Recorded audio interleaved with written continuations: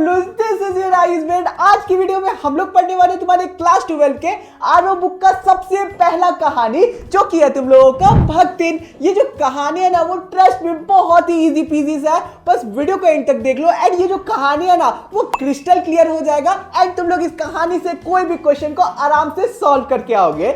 Video को and तक देखे हुए तो एंड में कुछ इंपॉर्टेंट क्वेश्चंस भी देने वाला हूं, उसे लेकर जाना। तो अब आराम से चुकू मुकू बैठो एंड आज के इस 3D एनिमेटेड वीडियो का मजा लो। और सबसे पहले मैं तुम लोगों को मिलवाना चाहूंगा इस पार्ट के कुछ इंपॉर्टेंट कैरेक्टर से। वो कौन है उनसे तुम खुद मिलो। नमस्ते बच्चों, मैं हूं महादेवी वर्मा, तुम्हारी इस पार्ट की लेखिका। मेरे चलते ही तुम्हें इस पार्ट को पढ़ने का कष्ट हो रहा है। नमस्ते बच्चों, मैं हूं भक्तिन, तुम्हारी इस पार्ट की सबसे इंपॉर्टेंट कैरेक्टर। ये कहानी जो है ये मेरे ऊपर ही है, मैं तुम्हारी लेखिका के यहाँ काम करती हूँ। तो यार तुम लोग मुझे तो नहीं ना भूल गए, मुझे भूलोगे तो पार्ट कैसे समझोगे। मैं हूँ तुम्हारा one and only story teller भैया, जो तुम लोगों को इस पार्ट को बहुत ही अच्छे से एक्सप्लेन करेगा। और हाँ, कमेंट एरिया में अपना अटेंडेंस जरूर छोड़ना कि पोपलू गैंग वापस आ चुकी है। और तुम्हारे लिए एक बहुत ही अच्छी सरप्राइज है, मैंने खुद के हमारे अनएंडिंग एजुकेशन ऐप में प्रीमियम नोट्स को लॉन्च कर दिया है। हिंदी के, इंग्लिश के एंड फिजिकल एजुकेशन के इन प्रीमियम नोट्स को पढ़ के तुम लोग अपने बोर्ड्स में काफी अच्छे मार्क्स स्कोर कर सकते हो। हिंदी के प्रीमियम नोट्स की बात करें तो इसमें इतनी सारी चीजें हैं कि क्या क्या बताओ। सबसे पहले कवि परिचय मिल जाएगा, थीम मिल जाएगा, समरी मिल जाएगा, कहानी या फिर कविता का स्पष्टीकरण मिल जाएगा, कंक्लूजन मिल जाएगा, शब्दार्थ मिल जाएगा और इंपॉर्टेंट क्वेश्चन भी मिल जाएंगे जिसे पढ़ के तुम लोग एग्जाम में काफी अच्छे मार्क्स स्कोर कर सकते हो। इंग्लिश की प्रीमियम नोट्स की सैंपल देख सकते हो, पीछे चल रहा है। अब फिजिकल एजुकेशन की प्रीमियम नोट्स की सैंपल देख लो।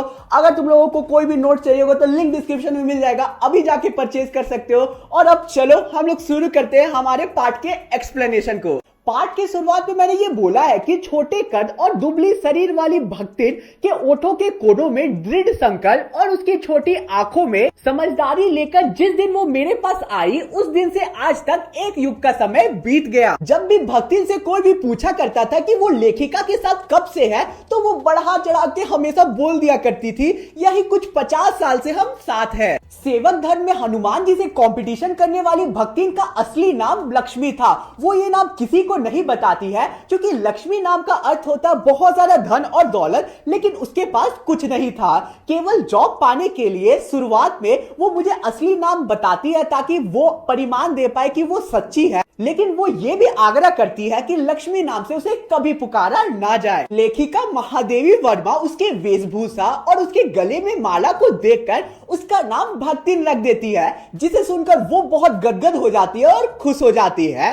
अब आगे के पार्ट में हमें उसके जीवन के बारे में बताया गया है, भक्तिन के जीवन के बारे में बताया गया है, जिसे जानकर ही हम लोग उसके स्वभाव के बारे में जान सकते हैं। मैं एक प्रसिद्ध गांव जूसी के एक बहुत ही बहादुर व्यक्ति की एक लौती बेटी थी। मेरी एक सौतेली माँ थी। 5 साल की उम्र में मेरे पिताजी मेरी शादी हडिया नाम के एक गांव के गौपालक के सबसे छोटे बेटे के साथ करवा देते हैं और 9 साल की उम्र में मेरी सौतेली माँ मुझे ससुराल भेज देती है। मेरे जो पिताजी थे वो बचपन से ही मुझसे बहुत ही ज्यादा प्रेम करते थे और इसे देखकर मेरी सौतेली माँ को बहुत ही ज्यादा जलन होती थी। वो मुझे मेरे पिताजी के जायदाद से दूर रखना चाहती थी, इसलिए मेरे पिताजी के बीमारी के बारे में भी कुछ नहीं बताती है। जब मेरे पिताजी मर जाते हैं तब खबर मेरे ससुराल पहुंचती है, लेकिन मेरे ससुराल में भी मेरी सास मुझे कुछ नहीं बताती है। उन्हें यह लगता था कि अगर मुझे पता चलेगा कि पिताजी मर गए तो मैं बहुत रोऊंगी और इसके चलते उनके घर में असगुन हो सकता है, इसलिए वो मुझे अपने पिताजी के मृत्यु के बारे में कुछ भी नहीं बताती है। अब कुछ ही दिन बाद भक्तिन की सास भक्तिन को मायके भेज देती है बहुत ही अच्छे से तैयार करके, ताकि वो अपने परिवार से मिल पाए। अब भक्तिन बहुत ही ज्यादा खुश थी कि वो बहुत दिन बाद अपने पिताजी से मिलेगी जिसे वो बहुत प्रेम करती थी।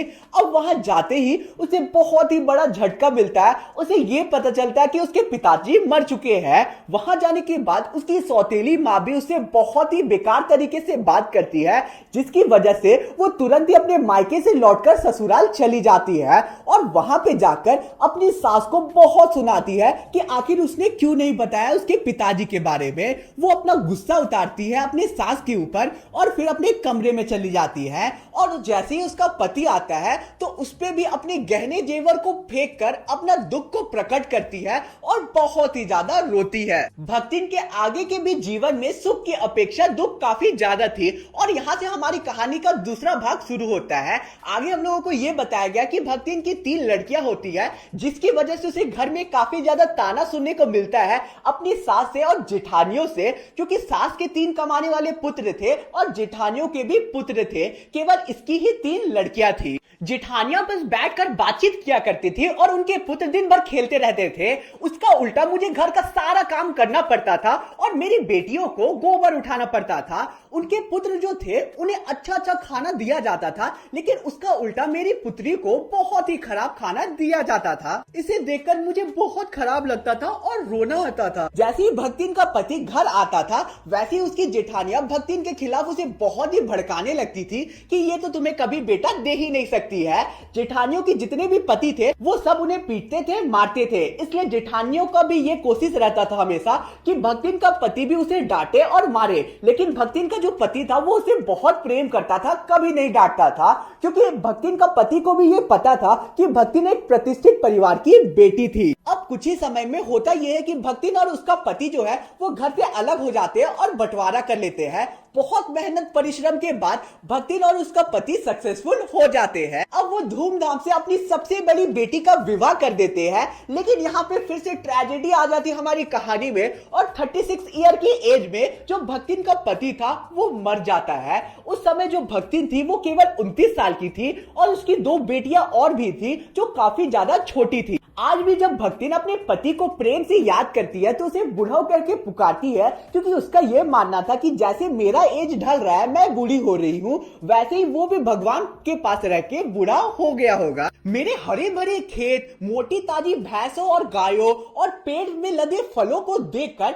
मेरे चाचा और जेठ जेठानियों को बहुत लालच आता था। उन्हें मेरी जायदाद चाहिए थी, इसलिए हमेशा वो बोला करते थे कि तुम दूसरी शादी कर लो ताकि मैं यहाँ से चली जाऊं और सारा जायदाद वो हड़प ले। लेकिन मैं भी साफ साफ ये बोल देती थी कि मेरी मर्जी होगी तभी मैं यहाँ से जाऊंगी। मैं कोई जानवर कुत्ता बिल्ली नहीं हूँ जो मुझे जब मन चाहे भगा दिया यहाँ से। अपने पूर्वजों का सुई मात्र जायदाद भी वो किसी को लेने नहीं देती है। समय के साथ वो अपनी दोनों छोटी बेटियों का भी विवाह कर देती है और अपनी सबसे बड़ी बेटी का जो पति होता है उसे घर जमाई बनाकर अपने घर में रख लेती है ताकि उसकी प्रॉपर्टी जो है वो सेफ रहे। और आगे हम लोगों का भक्तिन का लाइफ का तीसरा भाग शुरू होता है। भक्तिन का दुर्भाग्य भी उससे कम जिद्दी नहीं था, क्योंकि भक्तिन का जो सबसे बड़ा जमाई था जिसे उसने घर जमाई बनाकर रखा था उसकी मृत्यु हो जाती है और यहाँ पे जेठों और चाचाओं को अवसर दिखने लगता है प्रॉपर्टी को हड़पने का। भक्तिन के चाचा के बेटे का साला का रिश्ता लेकर अब वो लोग आते हैं भक्तिन की विधवा बड़ी बेटी के लिए, क्योंकि अगर उससे उसकी शादी हो जाती तो सारा जो प्रॉपर्टी था वो उसके चाचा के कंट्रोल में चला जाता। जिस लड़का का रिश्ता आया था वो काफी ज्यादा ठरकी था और दूसरों लड़कियों के पीछे केवल भागता रहता था। जो भक्तिन की बेटी थी वो भी काफी ज्यादा समझदार थी, इसलिए वो रिश्ता से मना कर देती है। अब भक्तिन और उसकी बेटी फिर से दिन रात मेहनत करके घर को संभालने लगती है, लेकिन एक दिन होता यह है कि भक्तिन जब घर में नहीं थी तो वो लड़का जो होता है वो भक्तिन के घर में जबरदस्ती घुस जाता है और उसकी बेटी के रूम को में घुसकर उसके दरवाजे को लॉक कर देता है और अंदर बहुत कुछ होता है। होता यह है कि जो भक्तिन की बेटी होती है वो उस लड़के को बहुत ही ज्यादा कूटती है और बाहर जो है वो बहुत ज्यादा लोग जमा हो जाते हैं और फिर जो है पंचायत बुलाई जाती है। पंचायत में यह फैसला लिया जाता है कि वो दोनों लड़का लड़की एक ही कमरे से बाहर आए, इसलिए दोनों के लिए यही सही होगा कि अब वो दोनों का विवाह कर दिया जाए। चाहे गलती किसी की भी हो, अब उन्हें विवाह करना ही होगा। भक्तिन को वो लड़का बिल्कुल पसंद नहीं था। शादी के बाद भी वो लड़कियों के पीछे ही केवल रहता था और केवल कोई भी काम नहीं करता था और पैसों को उड़ाया करता था। कुछ ही समय में भक्तिन का जितना भी प्रॉपर्टी था उससे बिखरने लगता है और वो अच्छे से जमीन का रेंट भी नहीं दे पा रही थी। एक दिन जमींदार आता है, उसे बहुत सुनाता है और उसे पूरा दिन धूप में खड़ा रखता है। ऐसा अपमान भक्तिन का कभी नहीं हुआ था, इसलिए वो अगले ही दिन पैसे कमाने के लिए शहर निकल जाती है, जहाँ पर वो लेखिका महादेवी वर्मा से मिलती है और और यहाँ से भक्तिन की जिंदगी का चौथा और आखिरी अध्याय शुरू होता है। भक्तिन की वेशभूषा सबसे पहली बार देखकर मैं उससे सबसे पहला प्रश्न यही पूछती हूँ कि क्या तुम्हें खाना बनाना आता है? इसका वो जवाब देती है, खाना बनाना कौन सी बड़ी बात है, रोटी भी अच्छी बना लेती हूँ, दाल भी अच्छे से पका लेती हूँ, साग सब्जी भी अच्छे से बना लेती हूँ, और बचा क्या। दूसरे दिन सुबह होते ही भक्ति नहा धोआ कर उठकर पूजा पाठ करके खाना बनाने चली जाती है और वहां पे चौकी के पास कोयले से एक लकीर खींच देती है और बोल देती है कि इस लकीर को कोई भी पार नहीं करेगा जब तक मैं यहाँ पे खाना बना रही हूँ। भक्ति बहुत ही परिश्रम और गर्व के साथ दाल और रोटी लेके आती है। जो दाल दिख रही थी वो बहुत ही ज्यादा मोटी थी और रोटी भी 1 अंगुली मोटी थी और उसपे काले रंग का धब्बा था। मैंने असंतोष जताते हुए बोला, ये क्या बना दिया है तुमने? और ये सुनते ही उसका पूरा चेहरे का रंग उड़ गया। लेखिका को दाल भी पसंद नहीं आता है क्योंकि वो बहुत ही ज्यादा मोटी थी। भक्ति अपने सफाई में अब कहती है, अगर आपको दाल पसंद नहीं है तो आप आमचूर लाल मिर्ची की चटनी या फिर मेरे लाए गए गुड़ के साथ रोटी खा सकती है।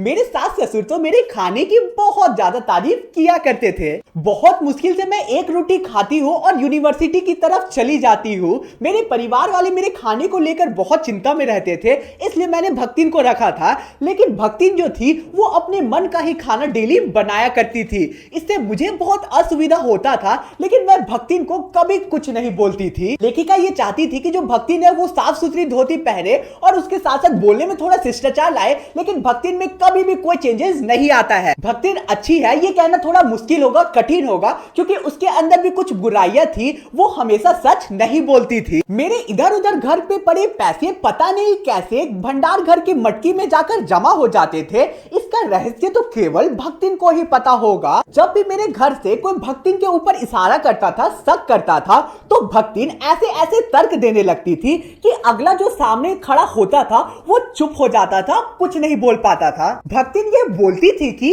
ये घर तो मेरा ही है, अगर घर में इधर उधर पैसे पड़े हैं और मैं उठाकर उसे कोई अच्छी जगह रख दूं तो क्या ये चोरी कहलाएगी? जो लेखिका है वो हमेशा भक्तिन को अपने सिर को मुंडवाने से मना करती थी, रोकती थी और भक्तिन इस पे तर्क देते हुए बोलती थी, तीरथ गए मुंडाए सिद्धि। इसका ये मतलब है कि तीर्थ में जाने वाले हर लोग अपने सिर को मुंडवाते हैं, टकले होते हैं और धार्मिक रूप से ऐसा करना काफी ज्यादा शुभ होता है। तो कृपा करके आप भी मुझे मेरे सर को मुंडवाने से मत रोकिए। ये सुनकर लेखिका भी हमेशा शांत हो जाया करती थी। भक्तिन हर थर्सडे अपने सिर को मुंडवा लिया करती थी।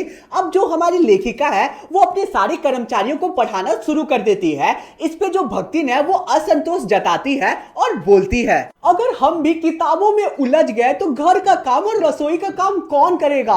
मेरा काम तो केवल आपको प्रसन्न करना है। भक्तिन चाहती थी कि उसकी तरह दूसरे भी मालकिन की सेवा करें, लेकिन वो लोग चाहकर भी ऐसा नहीं कर सकते थे क्योंकि कोई भी पढ़ा लिखा नहीं था। भक्तिन कभी कभी आंसर शीट के बंडल को बांधकर जो अधूरे चित्र थे उसे कहीं और रखकर, जो रंग की प्याली थी उसे धोकर और चटाई को अपने आंचल से साफ कर लेखिका की मदद किया करती थी। भक्तिन हमेशा मेरी नई रचना को देखकर बहुत ही ज्यादा खुश हो जाया करती थी और जब कभी मैं लेट से उठा करती थी तो वो सुबह उठते ही मुझे दही का शरबत या फिर तुलसी से बनी चाय दिया करती थी। देर रात तक जब भी लेखिका अपने कविता पे काम किया करती थी तो उसके साथ भक्तिन भी जाकर उसकी अलग अलग चीजों पे मदद किया करती थी और सुबह लेखिका से पहले ही भक्तिन उठकर नहा धोकर खाना बनाकर तैयार रहा करती थी। लेखिका को जब भी कोई ट्रिप में जाना पड़ता था तो उसके साथ भक्तिन भी जाया करती थी और साये के जैसा उसके साथ रहा करती थी। खराब मार्गों पे जो भक्तिन है वो लेखिका के आगे रहा करती थी और अच्छे मार्गों पे वो लेखिका के पीछे चली जाती थी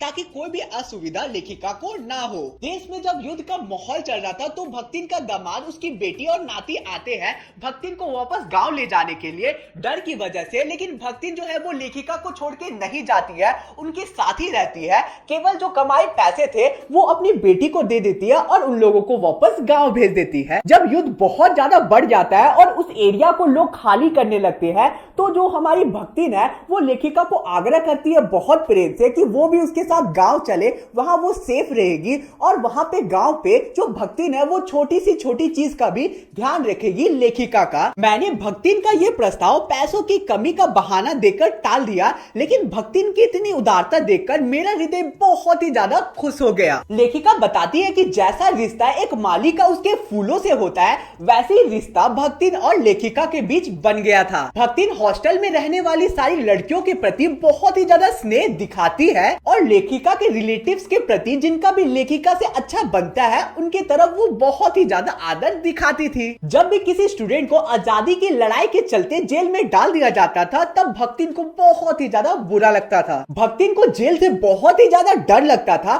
उसके ऊंचे दीवारों को देखकर उसे चक्कर आने लगता था। लेकिन लोग जो है भक्तिन को हमेशा चिढ़ाया करते थे कि लेखिका का भी जेल जाने का संभावना है। इस स्थिति पे जो भक्तिन है वो लेखिका से हमेशा आग्रह किया करती थी कि अगर वो जेल जाएगी तो भक्तिन भी उसके साथ जेल जाएगी और वो आग्रह करने लगती थी, बहुत ही ज्यादा प्लीज करने लगती थी कि ऐसी स्थिति पे वो भी साथ चलेगी। और फिर वो ये पूछने लगती थी जेल में क्या क्या सामान ले जाना ठीक रहेगा जिससे लेखिका को कभी असुविधा ना हो। लेखिका अपने मन में ही ये सोचने लगती थी कि अगर भगवान से बुलावा आ गया तब क्या होगा, वहां तो कोई भी साथ नहीं जा सकता है, तब इस देहातीन वृद्धा का क्या होगा। जो भक्तिन के बारे में मैं लेख लिख रही हूँ वो अभी तक अधूरा है। जब तक भक्तिन मेरे साथ रह रही है तब तक ये कहानी पूरी नहीं हो सकती है। और ऐसा बोलकर मैंने पार्ट को खत्म कर दिया।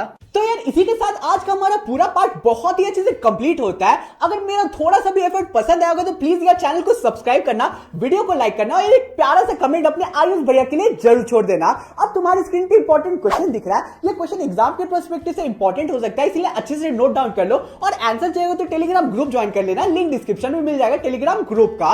और हाँ यार याद से प्रीमियम नोट्स को परचेस कर लेना, उसकी भी लिंक डिस्क्रिप्शन में गिवन है। तो यार मिलते हैं नेक्स्ट वीडियो में। Thanks for watching the video.